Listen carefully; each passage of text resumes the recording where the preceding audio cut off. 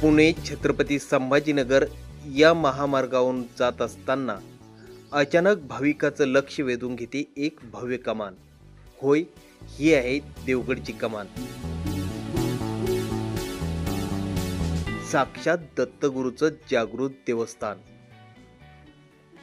अवघ्या 3 ते 4 किलोमीटर आत गेल्यावर गाडी थेट मंदिराच्या पार्किंग पर्यंत पोहोचते. तेवढ्यात दिसतो निसर्गाच्या कुशीत वसलेला नारंगी रंगात न्हालेला देवगडचा भव्य परिसर.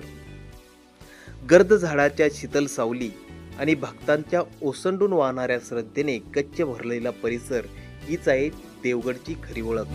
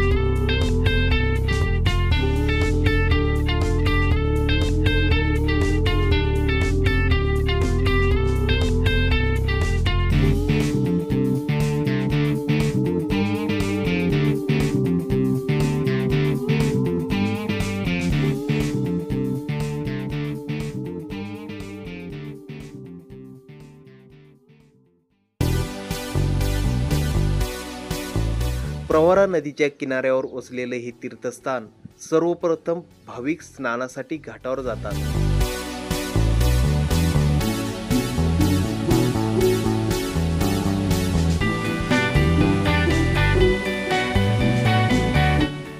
गंगेप्रमाणे प्रवरेत स्नान करून मन, शरीर आणि आत्मा शुद्ध करतात. कारण पुढे जाणार आहोत जिथे विराजमान आहेत त्रिमूर्ती स्वरूप दत्तगुरू.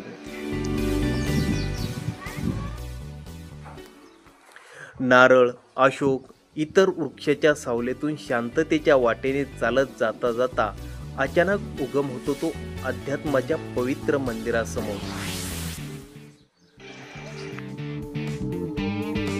साक्षात दत्तगुरूंची मूर्ती. शांततेचा अनुभव, मंद दिव्याच्या प्रकाशात ती तेजस्वी रूप. असे मानले जाते की देवगड हे जागृत दत्तक्षेत्र असून इथं दत्तगुरूच्या चरणाचा साक्षात स्पर्श झाला आहे. प्राचीन काळापासून भाविकांची अखंड श्रद्धा हे मंदिर भाविकांचा केंद्रबिंदू ठरत आहेत.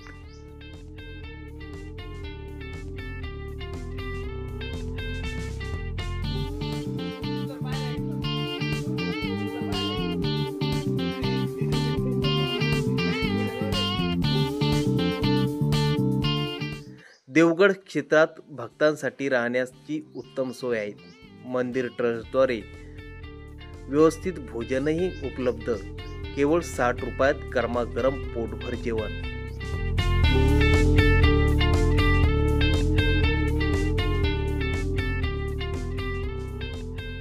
इथे आल्यानंतर उपासना, विश्रांती आणि आध्यात्मिक समाधान मिळतं. ते शब्दात सांगता येत नाही, अनुभवावं लागतं.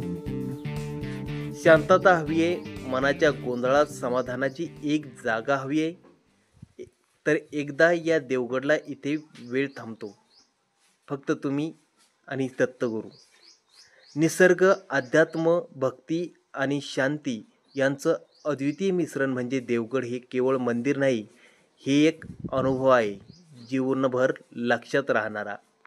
तर मित्रांनो, एकदा तरी देवगडला दत्तात्रेयाच्या चरणी तुमच्या आयुष्यातला एक दिवस पूर्ण आयुष्यभर परिवर्तित होईल.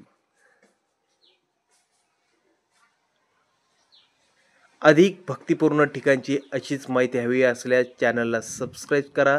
जय दत्तगुरू.